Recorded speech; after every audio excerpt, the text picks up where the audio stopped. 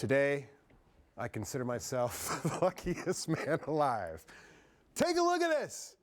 This is Prize Brewing, everybody. And just like the season's changing, so can the beer flavors. And the founder of Prize Brewery is Jeremy Prize, and he joins us this morning with more on what's in during winter as far as brewing goes. Jeremy, thanks for being here. It's a pleasure to be here. You know, I think we all love learning about different arts, different foods and drinks, and I particularly love learning about alcohol, how it's made, learning about beer and how it's made. If you'd be kind enough to school me, let's go through the gamut. Obviously, these are darker beers. Yep. What do we have, and what's sort of different about them? Well, it's a variation of taking malt and kilning it or roasting it to a certain level, creating a different expression of roastiness or just like caramel malts. So if you look at a beer like Drops of Time, or it's more of like an amber color, we know that this is going to be a little more caramely tasting, a little bit more sweeter. Where if you have something like Lost Moon is really dark, and so that's going to be more roasty flavor. Lost Moon's got to be a stout, right? Yep, Lost Moon is a stout. Okay. It's actually our barrel aged Lost Moon. So we take it and we brew our stout. We put it in bourbon barrels, let it age for about 10 to 12 months, and then release it. So it just creates you impart a lot of those flavors like roastiness, and the char level from the barrel comes out into like this vanilla or marshmallow flavor. It's just May I try? super quaffable. Absolutely. So this is the one that's barrel aged as well, Drops of Time? Yep, so that's in whiskey barrels. So that's our barley wine. So that's heavy caramel. We actually boil it for 3 hours to really create this Maillard effect, this huge caramel deepness to it that kind of like lingers through it, and then the whiskey barrel complements that. That's an incredible beer. There's a lot of alcohol in that beer, isn't there? That is. These are mostly considered winter warmers. So Winter warmers. when So it's like cold, like 8, 9? to 12. Wow. Yeah. So Wow, so they can be boozy as wine. you can make them as boozy. Just remember, when you put things in barrels, it imparts and actually pulls some of the spirits that are in those barrels into it, thus leaving this beautiful flavor and this harmonious flavor between, connection between the malt and the barrel. So That's about as complex a beer I've had in a long time. it's great. That was very, very delicious.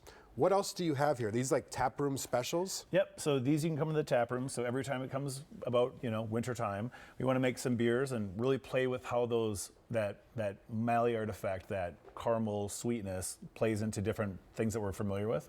Again, with the roasty beers, it's just about sitting in front of a fire, staying warm. So that's where the roastiness kind of plays in part to there. Along with ABVs, kind of puts on what we think is like a liquid jacket when it's cold, so you're not so cold when you go outside. But we have Lost Moon, barrel-aged Lost Moon. We have, if you're a coffee drinker, we have a collaboration called Peace Coffee with Peace Coffee. Great. And then They have great coffee, by the way. they have excellent coffee, and theirs is a three-way blend, so we use the Yeti blend because of it. And it's what you're talking about is very similar to coffee. You have different beans roasted at Right. different temperatures, different times.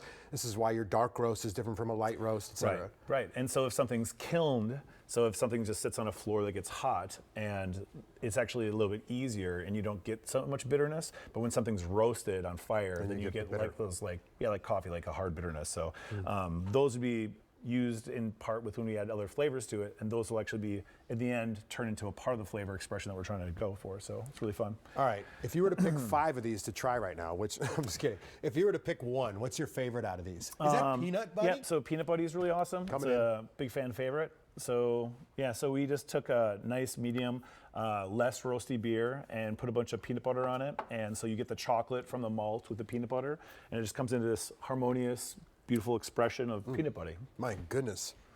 I'm going to need a jelly wine after that. And then we El have Camino, what's going on there?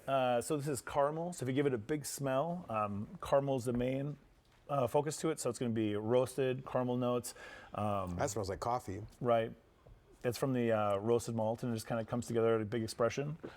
It'd be a pastry stout, though, so there's lots of sweet. sugar. Yeah, that's sweet. Pastry stout, kind of one of those seasonal things that we like to do that people like. Yum. But then we also have like our near northers, our brown ale. We have our nitro dry stout. So come St. Patty's Day, our dry stout on nitro, just basically just hand to hand, more of like a Guinness, but like more with a Guinness with more kind of soul Little bite. to it. Yeah, a little bit more. Little bite. Yeah, a little more Great. character to it. Well, anything else you want to let people know? We're going to wrap it up right now. Well, we're located just west of downtown Minneapolis. Yep. So we're on the historic Mississippi River, across from Halls Island, Boom Island, and we're open 7 days a week. Yeah, just west of the Hennepin Bridge there. That's correct.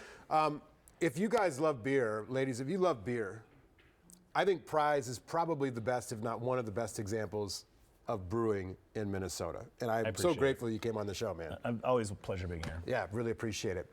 Again, you can find Prize Brewing's award-winning beer in more than 1,000 bars, restaurants, and liquor stores all over the Twin Cities Metro, Rochester, don't forget Mankato. For more information, you can head to their website, which is on your screen, prizebrewing.com.